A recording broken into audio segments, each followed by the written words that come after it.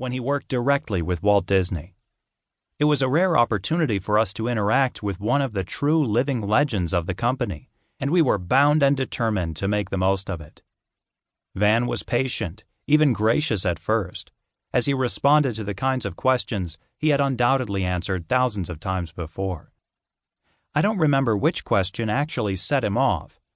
Perhaps it was the one asking him to lay out his vision for the company's future, but in an instant, he went from a polite elderly statesman to a whirling ball of profane energy. In his inimitable style, he began a rapid-fire pattern of alternately sharing his favorite quotes from Walt and then challenging us. "How the hell would I know? You're supposed to be the future leaders of this place. What do you think?"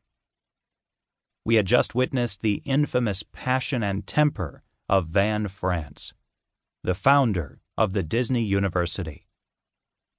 We were gathered in the main theater of the Disney University at Disneyland, the very institution Van helped create. I was one of the 20 leadership interns in that audience, each representing one of the various operating divisions of the company. We had been chosen to participate in a rigorous 6-month leadership training camp known as the Disney Management Intern Program.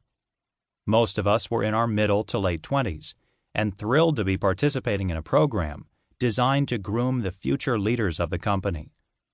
In his role as featured guest speaker, Van kicked off the program, and he did an admirable job of setting the tone. He gave us a personal account of what it meant to work directly for Walt Disney, and what he learned from such an amazingly creative, always demanding, laser-focused, and charismatic leader. For most of us in the room, that evening marked the beginning of a most intense and rewarding leadership journey. As the current and future leaders of the company, how would we keep alive the dreams, the passions, and the focus of Walt Disney? Fortunately for me, this wasn't the only time I met Van. Among the 20 interns, I was one of the 2 assigned to the Human Resources Division. Since the Disney University is part of the HR division, I had plenty of additional chances to interact with Van. My career goal was to be in management at the Disney University, and so I spent a lot of my time as an intern learning as much as possible from the trainers and managers of the university, including Van. What is the connection to Jiminy Cricket, Mary Poppins, and Donald Duck?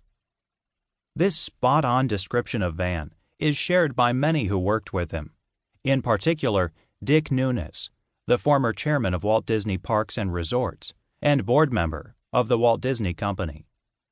Dick would know. He was the first person Van hired at Disneyland. Van brought Dick on board to help him design the very first Disney Employee Orientation and Training Program. Walt needed employees who would create happiness, and it was up to Van and his new employee, Dick, to lead the charge. Jiminy Cricket is well known for tirelessly offering positive encouragement to Pinocchio, directing him onto a more honest path, even after Pinocchio repeatedly ignores his advice. Mary Poppins, as the nanny of 2 spirited children, is famous for coaxing them to do the right thing by singing, "A spoonful of sugar helps the medicine go down." Similarly to these 2 characters, Van was a moral compass for the company.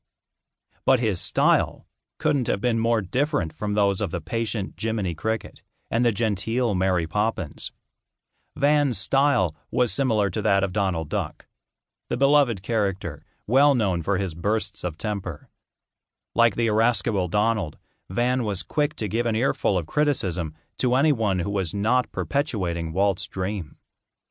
Van, at about 5 feet 8 inches tall and perhaps 135 pounds, dripping wet, was larger than life. He believed passionately in Walt's dream and demanded the same passion from those around him.